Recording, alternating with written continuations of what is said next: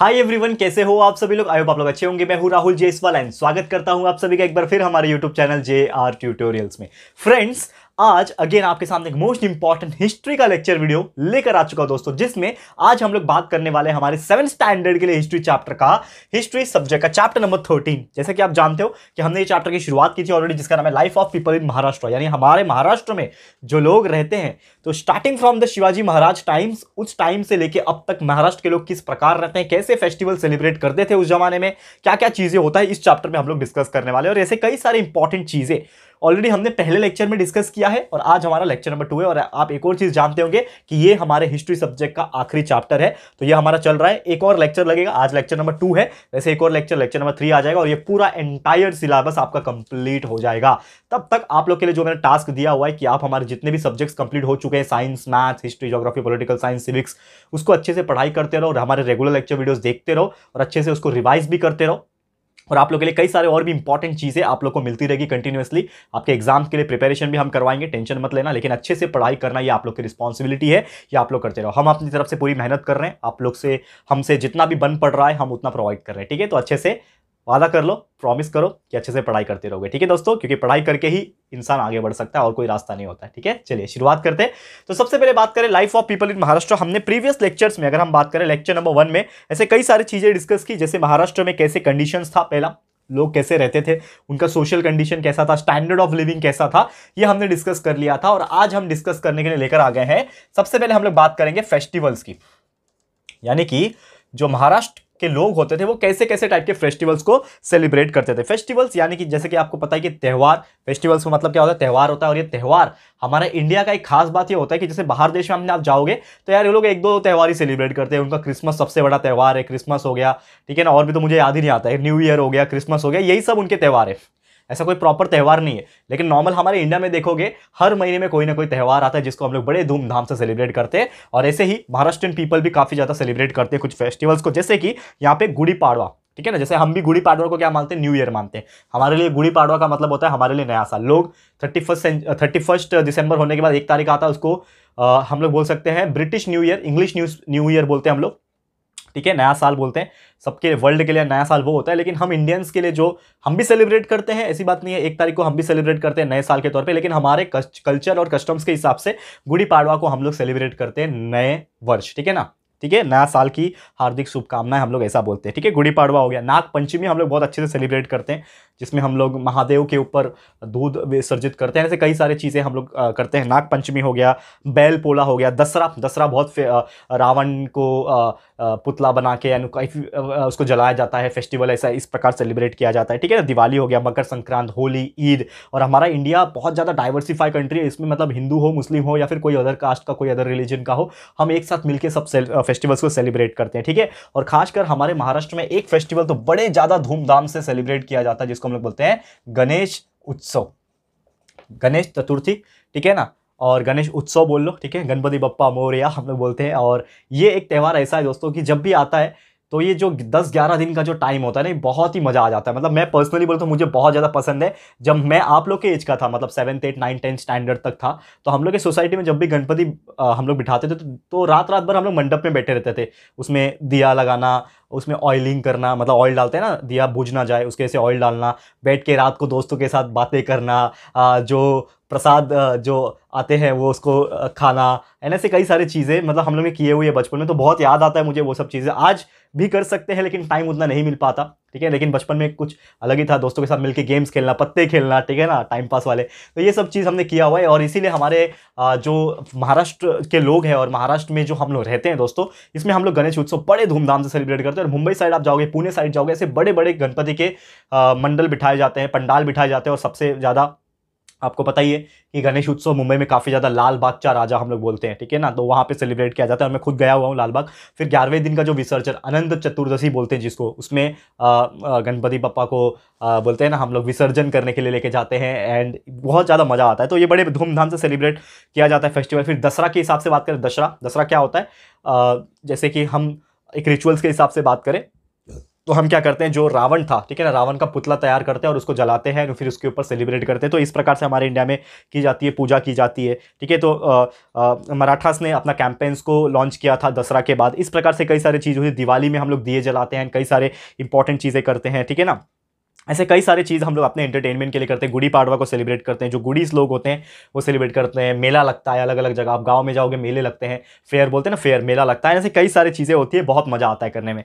तो यही मतलब अगर देखा जाए तो इसमें एक्सप्लेन करने जैसा कुछ है नहीं। देखा जाए तो ये आप सभी चीज़ जानते हैं कि यार फेस्टिवल हमारे लिए कितना इंपॉर्टेंट है। और अगर ये क्वेश्चन एग्जाम में पूछता है कि write a short note on the festival celebrated in Maharashtra, तो you can write it by own language. आप खुद से अपने ओन लैंग्वेज में लिखोगे तो भी मार्क्स मिलेगा, क्योंकि यार फेस्टिवल तो हमारा मतलब बोलते हैं ना बचपन से हम सेलिब्रेट करते आ रहे हैं। बस आपको इंग्लिश में लिखना आना चाहिए और आप इजीली लिख पाओगे। हिंदी और मराठी मीडियम के हो तो और अच्छे से लिख पाओगे, बहुत मजा आ जाएगा आपको, ठीक है। अब अगला बात करते हैं, फेस्टिवल्स तो समझ में आ गया, अगला बात करते हैं एजुकेशन का, ठीक है। तो एजुकेशन की अगर मैं बात करूं यानी शिक्षा, तो पुराने जमाने के लोगों को, यानी कि बहुत पुराने की अगर बात करें तो उस टाइम पे ना शिक्षा बहुत ज्यादा मैटर नहीं करता था। आज के डेट में हम लोग 3 साल के हो जाते हैं, बच्चे होते हैं 3 साल 4 साल के हो जाते हैं, तो हमें स्कूल्स में दाखिल कर दिया जाता है, ट्यूशंस पढ़ाया जाता है। हमें हमारे एजुकेशन के ऊपर हमारे पेरेंट्स बहुत ज्यादा सोचते हैं। लेकिन एक जमाना हुआ करता था वो टाइम पे, जो पेरेंट्स होते थे वो इतना नहीं सोचते थे, क्योंकि उनको रियलाइजेशन नहीं था। मतलब गलती नहीं बोलूंगा मैं, उनकी गलती नहीं थी।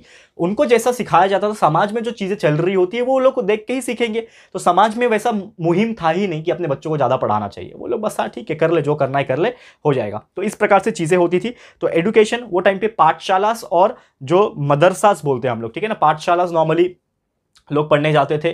फिर जो मुस्लिम माइनॉरिटीज के जो लोग होते थे वो नॉर्मली उनके एजुकेशन मदरसास में होती थी, ठीक है। तो देखा जाए तो दोनों जगह इक्वल एजुकेशन है प्रॉपर तरीके से, लेकिन मेथड्स अलग अलग होते थे। तो ये दोनों जगह पढ़ाए जाते थे एजुकेशन के लिए। रीडिंग राइटिंग हो गया, फिर एरिथमेटिक हो गया, ये सभी चीज़ें सिखाई जाती थी। और खासकर मोदी स्क्रिप्ट यूज़ किया जाता था एजुकेशन के लिए, ठीक है ना। उस टाइम पे मतलब अर्लियर टाइम्स में मोदी स्क्रिप्ट के द्वारा यहाँ पे बहुत सारे एजुकेशन प्रोवाइड की जाती थी। उसके अलावा बात करें ट्रैवल्स एंड कम्युनिकेशन, उस जमाने में लोग कैसे ट्रैवल करते थे, महाराष्ट्रियन पीपल,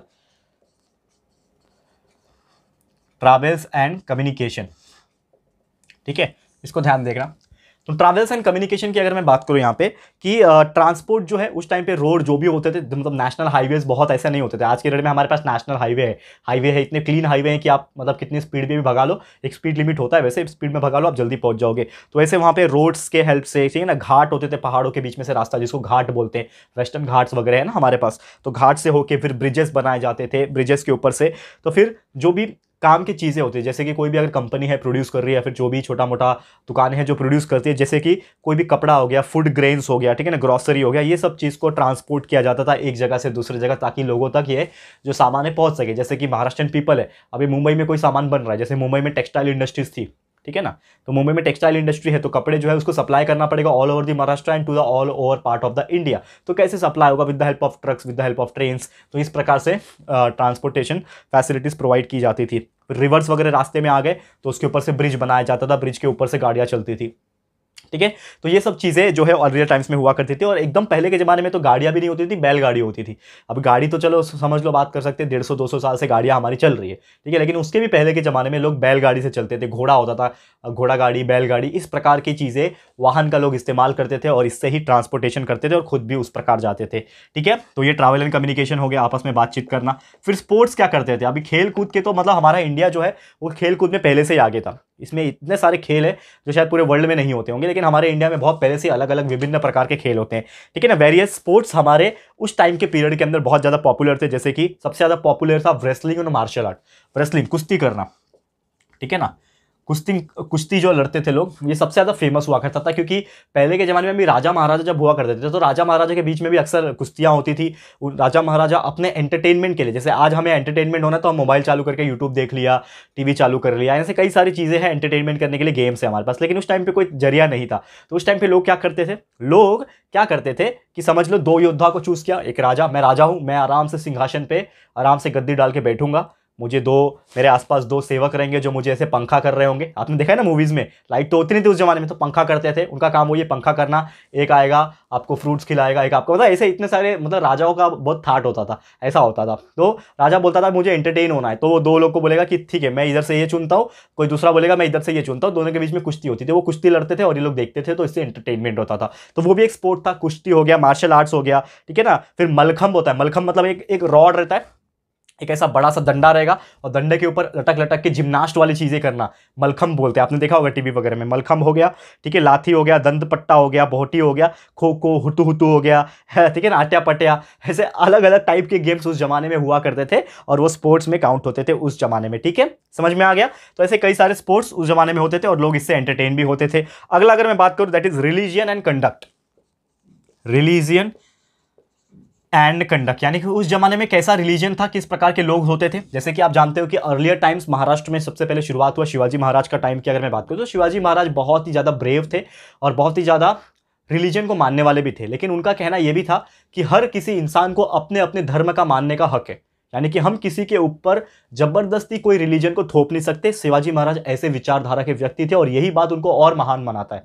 समझ में आया? शिवाजी महाराज कभी ये नहीं बोलते थे कि ये जो धर्म है आपको सिर्फ यही फॉलो करना है, ये धर्म आपको सिर्फ यही। शिवाजी महाराज बोलते थे कि आपका जो भी धर्म है आप उसको फॉलो करो, आपका पूरा हक है अपने धर्म को फॉलो करना है। वही चीज़ हमारे संविधान, हमारा कॉन्स्टिट्यूशन जो है उसमें भी यही चीज़ लिखा हुआ है और इसीलिए शायद हमें गर्व महसूस होता है शिवाजी महाराज के ऊपर भी और हमारे कॉन्स्टिट्यूशन के ऊपर भी, ठीक है। तो शिवाजी महाराज के टाइम में भी आप देखोगे उनके सेना में भी बहुत सारे हिंदू लोग थे, मराठास थे, हिंदूज थे और साथ में बहुत सारे लोग मुस्लिम्स भी थे, ठीक है ना। तो दोनों ही लोग एक साथ मिलजुल के रहते थे और दोनों ही का अपना अपना मानने का तरीका था, रिलीजन मानने का तरीका था। तो उस टाइम पे लोग अंडरस्टैंड भी करते थे एक दूसरे को, ठीक है ना। अलग अलग लोग, कुछ लोग मंदिर जाते थे, कुछ लोग मस्जिद जाते थे, कुछ लोग पाठशाला में जाके पढ़ाई करते थे, कुछ लोग मदरसा में जाके पढ़ाई करते थे। तो ऐसे कई सारे लोग अपना अपना तरीके से फॉलो करते थे। उनका जो रिलीजन मानने का हक था, जो कंडक्ट था, उनका कोड ऑफ कंडक्ट जो भी था, इस प्रकार से वो लोग करते थे और इसमें कोई रोक टोक नहीं था उस टाइम के अंदर, ठीक है। अलग अलग सेलिब्रेशंस जो फेस्टिवल्स होते थे वो भी मिलजुल के करते थे। आज इवन देख लो, जैसे मैंने गणेश उत्सव की बात की, तो गणेश उत्सव में आपको सिर्फ ये नहीं देखने मिलेगा कि सिर्फ हिंदुओं का ही त्यौहार है, बहुत सारे ऐसे अलग अलग रिलीजन के लोग भी इक्वली शामिल होते हैं और बड़े धूमधाम से सेलिब्रेट करते हैं, इक्वली साथ में बैठते हैं, नाचते हैं। गणेश विसर्जन जब हो रहा होता है तो वो डीजे लगा के नाचना होता है, वो सब लोग एक साथ आ जाते हैं और यही खूबसूरती है हमारे देश की। हमारे देश की एक सबसे बड़ी बात यही रही है कि अर्लियर टाइम से भी और आज भी कहीं ना कहीं ये चीज़ें बहुत बेहतरीन और खूबसूरती के साथ हो रहा है और इसीलिए हमारा देश महान है, ठीक है ना। बाकी हर देश से हमारा भारत देश महान है और इसे बोल सकते हैं हम लोग, ठीक है। तो ऐसे कई सारी चीज़ें जो है, ठीक है ना, फेस्टिवल्स अलग अलग तरीके से की जाती हैं। अभी हम विमेंस लाइफ की बात करें, जो पहले के ज़माने में विमेंस का लाइफ था वो थोड़ा सा टफ था। जो औरतों की ज़िंदगी थी वो थोड़ी सी टफ थी, विमेंस लाइफ थोड़ा सा टफ था। जैसे कि आप जानते हो कि अर्लियर टाइम्स में, एकदम पुराने ज़माने में, जो औरत होती थी, जो गर्ल होती थी, उनको पढ़ाई लिखाई करने का हक नहीं मिलता था। मतलब इवन लड़के लोग को भी ऐसा इतना खास नहीं था, लेकिन अगर आप लड़के हो तो आपको एक तरीके से बोला जाएगा ठीक है आप जाके पढ़ाई कर लो, मतलब आपको रोकेंगे नहीं। अगर आप पढ़ना चाहोगे तो आप पढ़ सकते हो, कोई रोकेंगे नहीं। लेकिन गर्ल्स जो होती थी उनको रोका जाता था कि नहीं तू क्या करेगी पढ़ के, ठीक है ना, तू पढ़ाई करके क्या करेगी, तेरे को तो चूल्हा बर्तन ही करना है, तेरे को तो शादी होने के बाद दूसरे जगह जाना है, ठीक है। इस प्रकार से विमेंस की ज़िंदगी काफ़ी ज़्यादा टफ थी, लेकिन फिर भी कुछ ऐसे विमेंस थी जिन्होंने ये चीज़ को बदला। अब पुराने ज़माने में लोग का मेंटालिटी यही था कि गर्ल अगर है तो जब तक उसकी शादी नहीं होती तब तक वो अपने मतलब जो फादर होते हैं ना उनकी सेवा करे, मतलब फादर और उनकी फैमिली की सेवा करे, और जब वो शादी कर ले, यानी लड़की जब शादी कर लेगी तो उसका हस्बैंड ही उसके लिए मतलब भगवान है, वो उसकी ही सेवा करे, मतलब फादर से हस्बैंड। मतलब ये एक तरीके से ऐसा था, मतलब उसकी खुद की पर्सनल लाइफ नहीं है, खुद की चॉइस नहीं है, खुद की एजुकेशन नहीं है, कुछ नहीं है। लेकिन कुछ ऐसी महिलाएं थी जो महान थी। साथ ही में सबसे पहले वीर माता जीजाबाई, शिवाजी महाराज की मदर, बहुत प्राउड होता है कि उन्होंने भी शिक्षा प्राप्त की, उन्होंने शिवाजी महाराज को शिक्षा दी, यानी इस प्रकार के वैल्यूज दिए और शिवाजी महाराज के अंदर वो चीज़ ला पाए। तो हम सबसे पहले वीर माता जीजाबाई को दिल से शुक्रिया प्रस्तुत करना चाहेंगे कि यार उन्होंने शिवाजी महाराज को इतना महान बनाया और शायद शिवाजी महाराज की वजह से हमारा भारत इतना महान बन पाया और मुगल्स जैसे लोगों से हम जीत पाए और हमारा देश जो है वो स्वराज्य इस्टाब्लिश कर पाया, ठीक है। तो ये हो गया वीर माता जीजाबाई, हो गया महारानी येसुबाई, महारानी ताराबाई। उसके बाद में कई सारे ऐसी महिलाएं आई, अहिल्याबाई, ठीक है ना, अहिल्याबाई होलकर हो गए। तो ये सब चीज़ लोगों ने, ये सब औरतों ने एक मिसाल पेश की है कि औरत भी अगर चाहे तो बहुत कुछ कर सकती है। एडुकेशन अगर वो ले लेते हैं तो वो एक इंसान, आदमी से भी ऊंची लेवल पे जा सकती है और ये आज भी हो रहा है। आज भी आप देखोगे तो बहुत सारे गर्ल्स ऐसे हैं अच्छी पढ़ाई करके बहुत अच्छे अच्छे पोस्ट पे जा रहे हैं और वो अच्छे अच्छे पोजीशन में जाके जॉब कर रहे हैं, उसके अंडर में कई सारे आदमी लोग काम कर रहे हैं, ऐसा भी हो रहा है। तो ये एक बहुत बड़ी बात है, ये बहुत अच्छी बात है, ठीक है। उसके बाद अगर हम बात करें तो कई सारे जो मिथ से, मतलब जैसे कि विमेंस के लाइफ में बहुत सारी कठिनाइयाँ ये भी थी कि बचपन में ही उनकी शादी करवा दी जाती थी, यानी चाइल्ड मैरिज हो गया, ठीक है ना। अगर उनका हस्बैंड मर जाता है तो सती कर देना, ठीक है ना, बाल मुड़वा देना, केशोपन करना, ठीक है ना, ये सब चीज़ें कई सारे जो चीज़ें थी, विडोपन, ठीक है ना, ये सब होता था, विडोहुड हो गया, ये सब चीज़ ना हो इसके लिए बहुत सारे फीमेल सामने आए और उन्होंने अपना अपना चीज़ें और मिसाल पेश की, तो दैट ये सब चीज़ धीरे धीरे कम हो गया। लेकिन उस जमाने में वुमेन्स की लाइफ थोड़ी सी टफ हुआ करती थी। तो ऐसे और भी कई सारे टॉपिक्स हैं इस चैप्टर के अंदर, चाहे वो स्कल्पचर की बात हो, चाहे वो नॉर्मली टेम्पल्स की बात हो, कौन से टेम्पल्स होते थे, घाट कौन सा होता था, पेंटिंग कैसे होते थे उस टाइम में महाराष्ट्र के अंदर, ये सभी चीज़ हम लोग डिस्कस करेंगे। लेकिन आज नहीं, हम लोग इसको लेकर आएंगे हमारे अगले लेक्चर में, जो कि होगा हमारा लेक्चर नंबर 3। फटाफट से हम लोग डिस्कस कर देंगे। तो आज का लेक्चर वीडियो दोस्तों फिर इसी के साथ समाप्त करता हूं। उम्मीद करता हूं कि आपको आज का वीडियो समझ में आया होगा। और काफी छोटा लेक्चर इसलिए बना रहा हूं दोस्तों क्योंकि अभी आपका एग्जाम चल रहा है, तो आप बाकी चीजों के ऊपर भी फोकस करो और हमारे जो बचे हुए चैप्टर, यही चैप्टर बचा हुआ है, इसको भी फोकस कर लो। और पूरा एंटायर सिलेबस हमने कंप्लीट कर दिया। आपको मैं जानकारी के लिए बता देता हूं कि आपका पूरा साइंस सब्जेक्ट कंप्लीट है। ये पूरा हमने अपलोड किया हुआ है, जितने भी सब्जेक्ट के जितने भी चैप्टर्स है, जितने भी लेक्चर्स हैं, हमने अपलोड किए हुए। अब हमारे चैनल पे जाओ, बस सर्च कर लो, जो चैप्टर पढ़ना है, जो लेक्चर पढ़ना है, सर्च कर लो, आपको हमारे वीडियो देखने मिल जाएंगे। ठीक है, साइंस हो गया, मैथ्स हो गया, इसके अलावा एसएसटी भी आपका कंप्लीट है, बस यही चल रहा है हमारा लास्ट, उसके बाद कंप्लीट है एसएसटी। उसके बाद अगर मैं बात करूं, आप लोगों का इंग्लिश ग्रामर के लिए डेली वीडियोस आ रहे हैं, ठीक है, और कई सारे स्ट्रैटेजी वाले वीडियो कि आपका टाइम टेबल कैसा होना चाहिए, कैसे फॉलो करना चाहिए, कितना पढ़ना चाहिए, कितना नहीं पढ़ना चाहिए, मॉर्निंग से लेकर नाइट तक का पूरा शेड्यूल हमने बताया हुआ है। तो ऐसे भी हमारे प्लेलिस्ट के अंदर, अगर आपको ज्यादा जानकारी चाहिए तो हमारा प्लेलिस्ट सेक्शन एक बार चेक कर लेना, आपको मिल जाएगा। अच्छे से जाके पढ़ाई करते रहो, बस इतना ही बोलना चाहूंगा। इसी के साथ आज का वीडियो समाप्त करता हूं। Thank you so much guys for watching this video. और ये वीडियो कैसा लगा है प्लीज हमें कमेंट करके बताना। वीडियो अगर पसंद आया है, अच्छा लगा है, तो प्लीज ये वीडियो को लाइक कर देना दोस्तों, अपने दोस्तों के साथ शेयर करना। जितना हो सके शेयर करोगे तो शायद ये जो चीजें हमने आज डिस्कस की है वो उन तक भी पहुंच सकेगा। तो please share to everyone. First time channel पे आए हो, अगर अभी तक हमारे चैनल को सब्सक्राइब नहीं किया है तो फटाफट से हमारे चैनल को भी सब्सक्राइब कर देना। ठीक है दोस्तों, तो जल्दी मिलेंगे हमारे न्यू वीडियो में, तब तक के लिए thank you and good bye.